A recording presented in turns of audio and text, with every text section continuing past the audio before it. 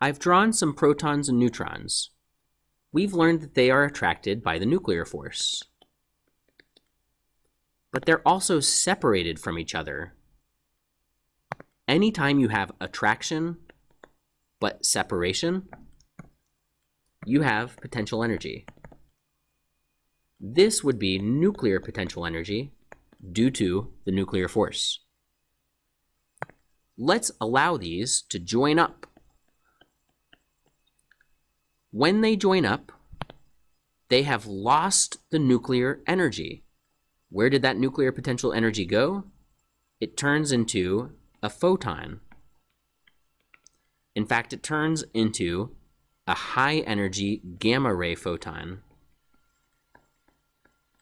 Remember, on the electromagnetic spectrum, the highest energy is gamma rays, and the lowest energy is radio waves. Gamma rays also have the highest frequency. Radio waves have small frequencies. Let's summarize this. When a nucleus forms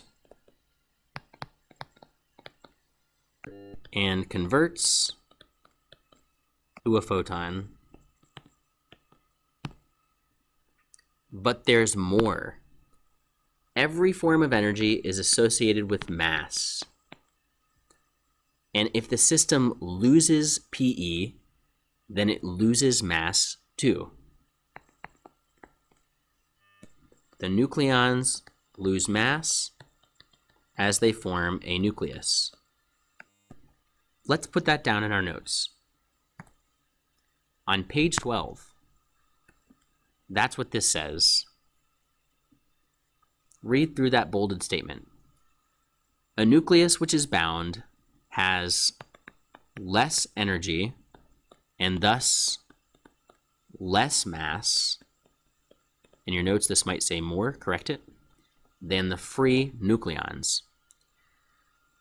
Here are the free nucleons. If you add up their masses, the total value is 2.016 atomic mass units. If you look at the total mass after they form a nucleus, you see some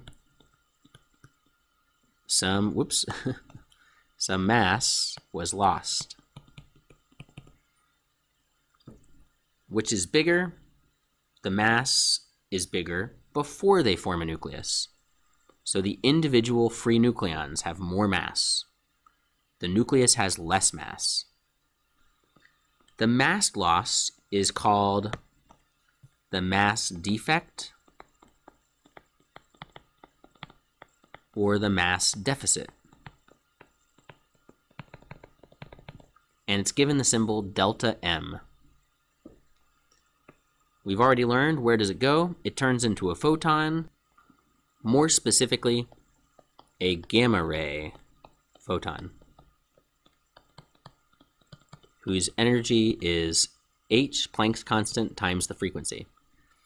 Now, I've shown two photons in the picture, but in most cases, there would really just be one photon. This process is reversible. Yeah, you can form a nucleus from free protons and neutrons, or you can break that nucleus apart. To do so, you must blast it with the same energy that was released earlier. You got to put that energy back into the system. So here it is. We're putting that energy back into the system. And what happens? The nucleons separate and regain their potential energy and thus also their mass that was previously lost. That energy you put in converts into mass. This is an important concept. We call it the binding energy of a system. And it's what you see in the two pictures above. This is a very likely definition to show up on a test. The binding energy is the total energy released as the nucleus forms from free nucleons. So in this case, the binding energy would be 6 MeV, the total. Or you can think about binding energy using the reversible process. It's the total energy that you need to put in. You're putting in 6 mega electron volts.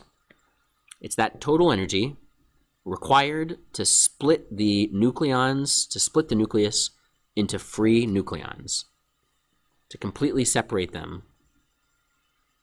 Another way you could define binding energy, although we're really not going to use, don't give this one on a test,